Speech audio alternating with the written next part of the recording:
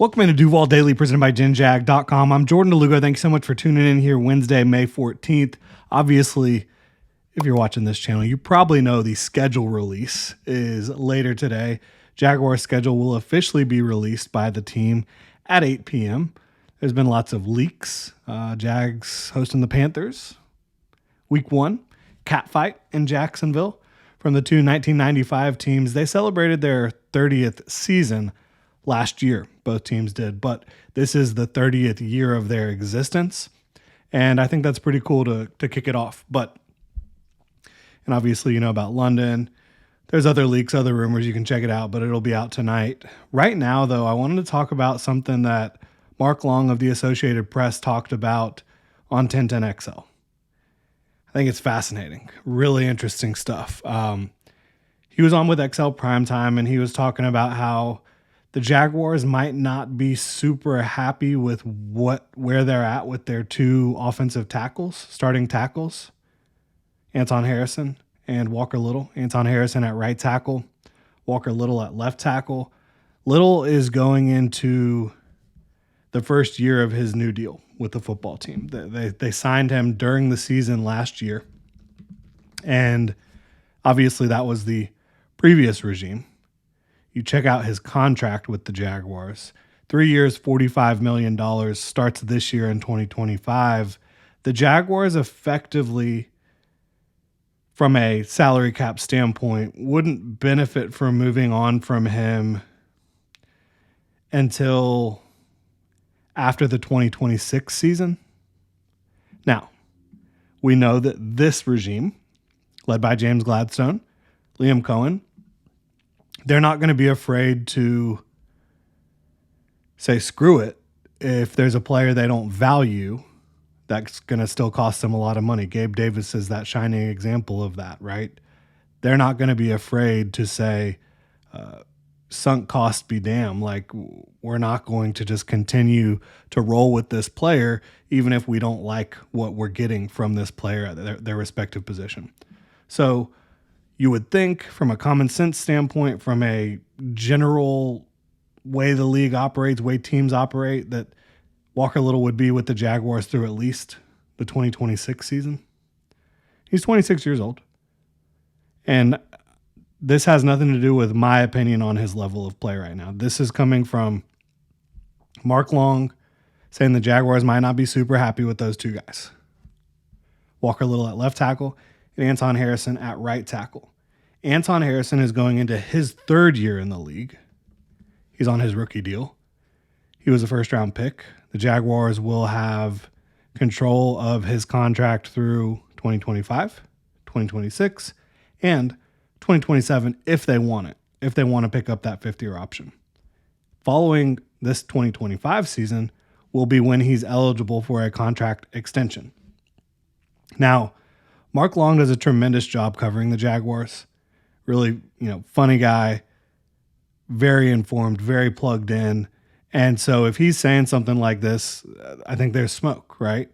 That the Jaguars might not be super thrilled with those guys. And what he said on 1010XL is that he believes, based on what he's hearing, that they're going to enter like this offseason program or, OTAs and mini camps and all that stuff with Walker Little and Anton Harrison second string at tackle as a motivational tactic to get these guys in gear, get a fire lit, I believe Mark Long said. And it didn't sound like, at first it sounded like Long was just suggesting that maybe they should do that, but then he went on to say it's his understanding that they're going to do that. There's a lot to unpack with that, because I, along with everyone else on planet Earth, most people at least, assumed Anton Harrison and Walker Little are your clear starters. I don't think that's going to change. I got to be honest with you. So if you look at the Jaguars depth chart, who would be entering the starting lineup for those two guys to start this offseason program? Pull up the Jaguars depth chart on our lads. Our Lads, OURLADS.com, does a great job of updating depth charts. That's where I always like to look, in case y'all were wondering. So it would be some combination of Fred Johnson, Javon Foster, Cole Van Lannon, Chuma Edoga in the starting lineup over Walker Little and Anton Harrison. And when you just talk about the motivational part of it, that piece to it, I think you have to be careful in a lot of ways. If those guys are well respected within the locker room and you just kind of put them on the bench to start things just to motivate them, that might not send a great message. Now, if the guys in the locker room think that those guys could work a little bit harder and bust their butts a little bit more, they're going to respect the message. How will it impact those individuals, Walker Little and Anton Harrison, if that's the case? How will they respond to that sort of motivation? It's kind of like the carrot or the stick. This is more of like the stick, right? Trying to motivate them by putting them on the bench is that negative reinforcement.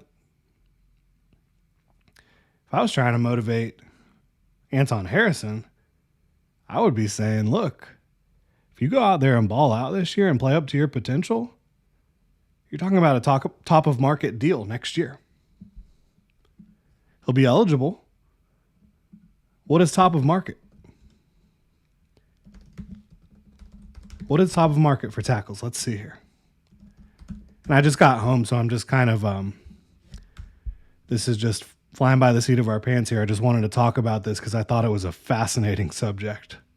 Anton Harrison and Walker Little potentially starting as second string this offseason. So at right tackle,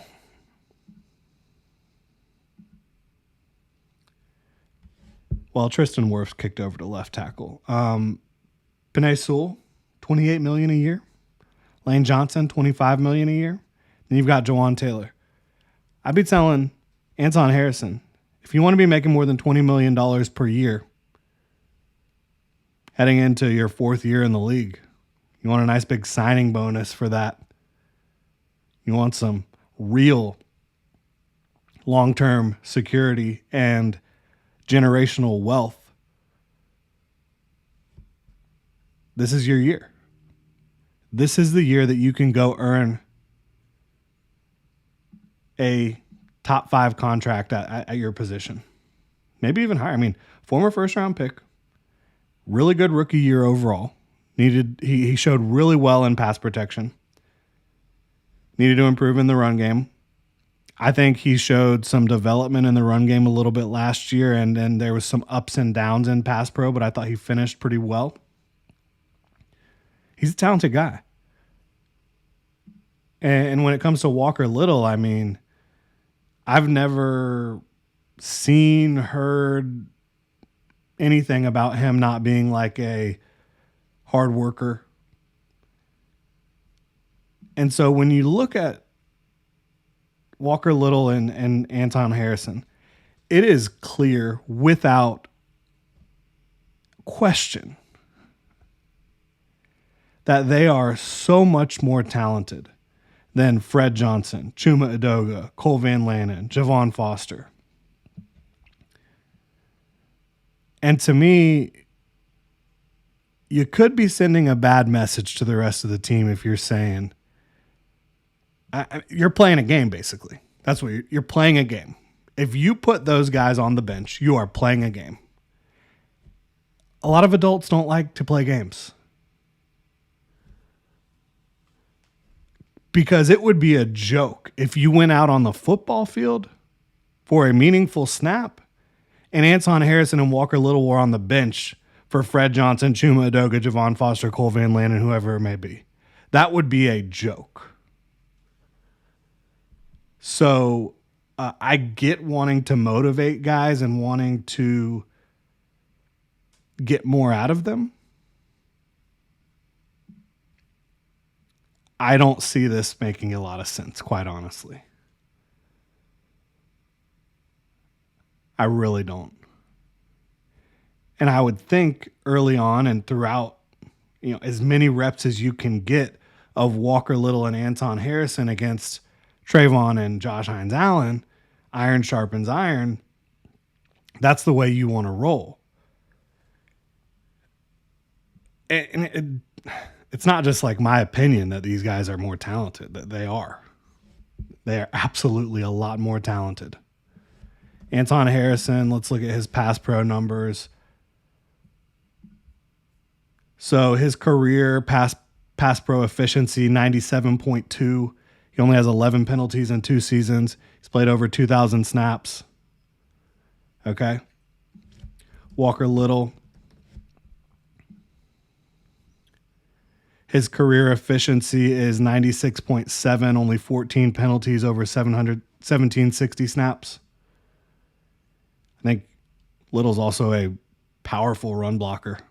Big man. All right, let's look at Chuma Edoga. 95% pass pro efficiency, 19 penalties, and 1457. Significantly lower, right? Significantly lower. Let's look at Fred Johnson.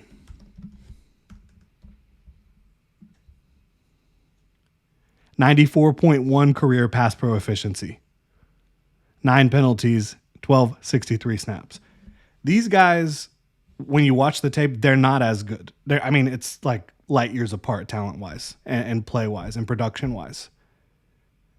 I think if you put Anton Harrison and Walker Little on the bench to start things off, you're sending a bad message. You're not sending a message that, you got to come in here and earn your stripes, right?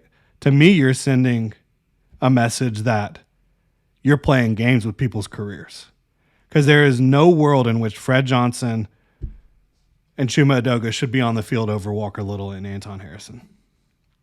Now, we'll see if this is actually true. I assume, and I'm not saying Mark Long is inaccurate in his reporting. I think that's what he heard from his sources inside the building, right? But man, that would be, in my opinion, not the smartest way to roll. And again, even if you're just using it as a motivational tactic, don't you want the most reps of good versus good that you can possibly get? That's going to be the best way to get these guys playing their best. And I would use the carrot more than the stick, right? I would say, Anton, if you go out there and you ball out this year, you're getting a big-time contract next year. And Walker Little, I don't think the guy needs motivation. He's a good football player. So that's where I'm at. Let me know where you're at in the comment section below. Really appreciate y'all tuning in. If you enjoy the content, please like and subscribe. Check us back later on for the analysis of the schedule release for the Jacksonville Jaguars and the rest of the league. So again, really appreciate y'all tuning in. Have a good one.